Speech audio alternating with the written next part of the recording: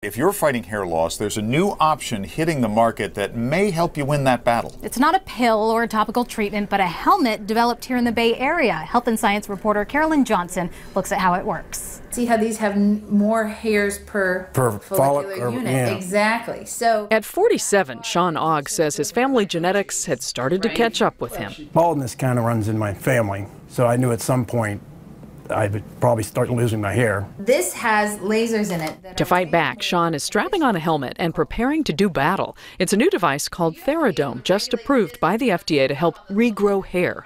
Dr. Sarah Wasserbauer is a hair loss specialist in Walnut Creek and reviewed data from the company's clinical trial. The earlier you start, the better the data is. Not only does it thicken up the hairs, but it moves them into the growth phase. The helmet is embedded with approximately 80 low-powered laser diodes. Light waves are absorbed into the scalp during 20-minute sessions twice a week.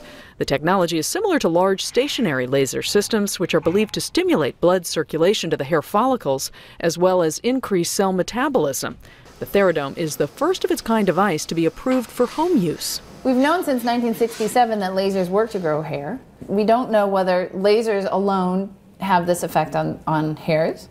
We don't know whether LEDs will have that effect, but we do know that, lasers have been established as being able to grow hair. Theradome is headquartered in Pleasanton and manufactures the helmets in the South Bay. They were approved first for women last fall. The company is expecting to get final approval for men in the next few months. Ghazal Gill was an early user who says she'd experienced thinning hair. There was a lot of hair falling out. I'd look at the tub and I'd see hair, that kind of freaked me out. And then about three or 4 weeks into it, I noticed that there wasn't any hair falling out. Still not certain, according to Dr. Wasserbauer, is whether the lasers will produce significant results in patients experiencing complete baldness or with very little hair left on their scalp.